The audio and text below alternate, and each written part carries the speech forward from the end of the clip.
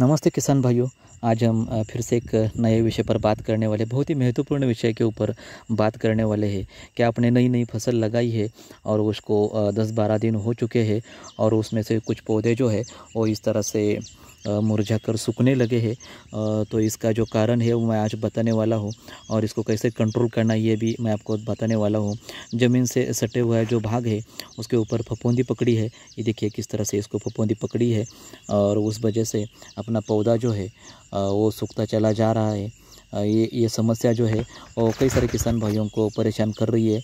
मैं आपको इसको उखाड़ कर दिखाता हूँ किस तरह से ये इसका प्रॉब्लम दिखाई दे रहा है। अभी हमें उखाड़ कर देखने से पता चलता है कि जो ज़मीन से सटा हुआ जो भाग है उसके ऊपर जहाँ से तना शुरू हो जाता है वहाँ पर रॉटिंग हो जाता है, यानी कि वहाँ से तना गलना शुरू हो जाता है, जिस वजह से पौधे को जो न्यूट्रेंट मिलते हैं, पानी का जहाँ से सप्लाई होता है वो खंडित हो जाता है। उस वजह से जो है हमारे जो पौधे हैं वो सूखना शुरू हो जाते हैं। अब आप लोग जो रूट देख रहे हैं वो ब्राउनिश कलर के हो जाते हैं। ज़मीन से जो सटे हुए जो भाग है उसके ऊपर ये देखिए काले कलर का जो धब्बा दिख रहा है वो एक प्रकार की फफूंदी पकड़ी जाती है उसके ऊपर। इसको कॉलर रूट कहते हैं किसान भाइयों। मैंने आपको विस्तृत में पूरी तरह से बताया, पूरी तरह से पौधा उखाड़ कर दिखाया। ये देखिए उसकी मूल्य देखिए, जहाँ से तना शुरू हो जाता है उसके ऊपर भी आपको दिखाता हूँ मैं। इस तरह से ये काला धब्बा फफूंदी पकड़ी है और वहाँ पर का जो कलर जो है वो पूरी तरह से काला पड़ता है। ये जो भाग है वो बिल्कुल ही ज़मीन से सटा हुआ भाग है। तो इस वजह से ये जो पूरे लक्षण है ये कॉलर रूट के लक्षण है। आपको मैंने सही तरह से उखाड़ कर दिखाया। अगर आपके फसल में अगर इस तरह से पौधे दिखाई दे रहे हैं तो ये कॉलर रूट के लक्षण है किसान भाइयों, आप पहचान सकते हैं। पूरे विस्तृत में आपको मैं दिखाने वाला हूँ। ये देखिए उसके ऊपर की जो खाल है वो इस तरह से पूरी तरह से गीली हो जाती है, उसमें से पानी निकल कर आता है और जो सप्लाई करने वाले जो पेशी जो रहती है वो पूरी तरह से ख़त्म हो जाती है। उस वजह से ये जो पौधा है ये सूखना शुरू हो जाता है और अंत में सूख जाता है। ये लगभग 10-12 दिन हो जाने के बाद हमारे फसल को ये दिखना शुरू हो जाता है। देखिए किस तरह से पानी निकल कर आ रहा है इसमें से।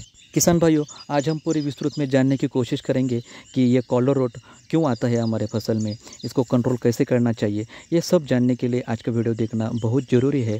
आप देख रहे हैं अपनी खेती अपनी प्रगति यूट्यूब चैनल और मैं हूँ प्रमोद निकम।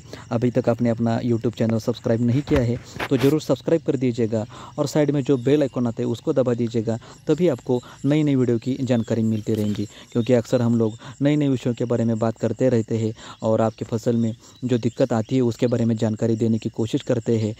तो भी वीडियो में अंत तक बने रहे मेरे साथ, क्योंकि बहुत ही बढ़िया जानकारी आपको मिलने वाली है। किसान भाइयों, वीडियो के शुरुआती दौर में हम लोगों ने आपको बताया कि ये जो लक्षण है कॉलर रॉट के, इसके बारे में विस्तृत में जानकारी दी। अब हम विस्तृत में जानने की कोशिश करते हैं कि ये जो कॉलर रॉट है ये किस वजह से हमारे फसल में आता है। तो इसका जो मेन कारण है वो है फंगस, और ये 3 प्रकार की फंगस है। पहले जो है वो फाइटोप्थोरिया, दूसरी जो फंगस है वो राइजोक्टोनिया और तीसरी जो फंगस है वो एस्पेरिजिलस। इन 3 फंगस की वजह से हमारे फसल में ये कॉलर रॉट बीमारी आ जाती है। अगर हमारे फसल में नमी युक्त वातावरण बन जाता है या फिर ज़मीन में पानी ज़्यादा हो जाने से फाइटोप्थोरा ये जो फंगस है उसमें बढ़ोतरी हो जाती है और उस वजह से कॉलर रॉट की बीमारी आ जाती है। या फिर जब हमारे फसल में पानी की कमतरता पड़ जाती है तो राइजोक्टोनिया और जो एस्पेरिजिलस ये जो फंगस है इनमें बढ़ोतरी हो जाती है और उस वजह से भी ये जो कॉलर रॉट है ये बीमारी आ जाती है। इसका मतलब यही है किसान भाइयों कि शुरुआती दौर में हमें सही तरह से पानी हमारे फसल को देना बहुत ज़रूरी है। कम भी नहीं पड़ना चाहिए और ज़्यादा भी नहीं होना चाहिए। इसके ऊपर ज़्यादा ध्यान देना बहुत ज़रूरी है, तभी हम लोग हमारे फसल में आने वाले जो कॉलर रॉट ये जो बीमारी है उसकी रोकथाम कर पाएंगे सही तरह से। अब हम जानने की कोशिश करते हैं कि इसको कंट्रोल कैसे करना चाहिए। जब हमारे फसल में ये आ जाती है तो इसको कंट्रोल कैसे करना चाहिए।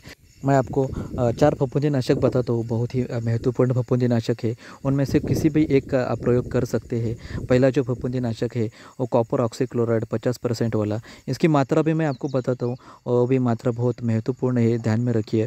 2 ग्राम प्रति लीटर के हिसाब से हमें ये कॉपर ऑक्सीक्लोराइड 50% वाला ड्रिंचिंग करने के लिए इस्तेमाल करना है। दूसरा जो है वो मेटल एक्सिल 35% वाला, ये आधा ग्राम प्रति लीटर के हिसाब से हमें इसका इस्तेमाल करना है। और तीसरा जो है फफूंदीनाशक वो है मैनकोजेब 75% वाला, ये 2 ग्राम प्रति लीटर के हिसाब से हमें इसका इस्तेमाल करना है। और चौथा जो है वो कार्बेंडिज़म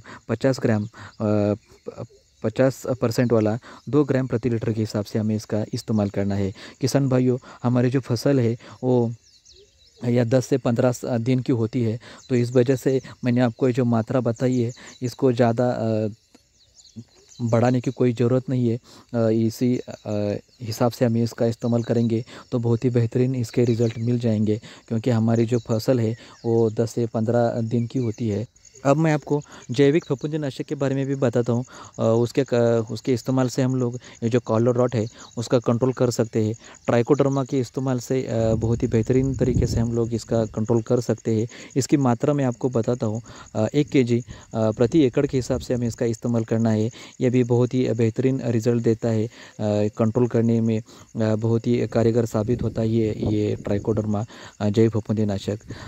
और मैं आपको और एक बात बताता हूँ, अगर हम चाहते हैं कि हमारे फसल में जो कॉलर रॉट है ये आनी नहीं चाहिए, तब हमें बेसल डोज में इस्तेमाल करनी होगी नीम की खली। अगर नीम की खली हम लोग इस्तेमाल करते हैं तो हमारे फसल में ये जो कॉलर रॉट, ये जो बीमारी है ये आती ही नहीं, क्योंकि ये जो जिन फफूंदी की वजह से ये कॉलर रॉट आती है उनके ऊपर कंट्रोल करने के लिए, उसके कंट्रोल करने के लिए ये नीम खली में जो ऑयली जो मटेरियल रहता है वो बहुत ही कारगर साबित होता है उसको कंट्रोल करने में। तो जब हम लोग बेसल डोज लेते हैं, अपने फसल को देते हैं फसल लगाने से पहले, उस वक्त हमें ये जो नीम की खली है इसका इस्तेमाल करना चाहिए। और एक महत्वपूर्ण बात आपको बताता हूँ किसान भाइयों, अगर आप लोगों ने अपने बेसल डोज में नीम की खली इस्तेमाल की है तो आप लोग जो ट्राइकोडर्मा का इस्तेमाल करना चाहते हैं जो जैव फफूंदीनाशक है, तो इसका कंट्रोल आप इस्तेमाल नहीं कर सकते हैं, क्योंकि नीम की खली के इस्तेमाल से ये जो ट्राइकोडर्मा है इसका कार्य जो है वो बिल्कुल ही खंडित हो जाता है। और ट्राइकोडर्मा जब आप लोग अपने फसल में देते हैं तो वो मर जाती है। तो इस वजह से जब आप लोग नीम की खली इस्तेमाल करना चाहते हैं या फिर की है, तो उस वक्त हमें ट्राइकोडर्मा का कोई इस्तेमाल नहीं करना चाहिए। ये महत्वपूर्ण बात आपको ध्यान में रखनी पड़ेगी किसान भाइयों। वीडियो अगर आपको अच्छा लगा होगा तो ज़रूर लाइक कर दीजिएगा, अपने दोस्तों के साथ ज़रूर शेयर कर दीजिएगा। अगर नहीं अच्छा लगा है तो डिसलाइक किया तो भी चलेगा, क्योंकि कोई तो रिएक्शन मुझे दे दीजिएगा। अगर कोई दिक्कत है तो कमेंट में मुझे बता दीजिएगा। और अभी तक आप लोगों ने अपना चैनल सब्सक्राइब नहीं किया है तो ज़रूर सब्सक्राइब कर दीजिएगा, और साइड में जो बेल आइकॉन आता है उसको दबा दीजिएगा, तभी आपको नई नई वीडियो की जानकारी मिलती रहेंगी, क्योंकि हम लोग कई सारे विषयों के ऊपर वीडियो आपको जानकारी देने की कोशिश करते हैं वीडियो के माध्यम से। धन्यवाद किसान भाइयों, पूरी तरह से वीडियो देखने के लिए एक बार फिर से।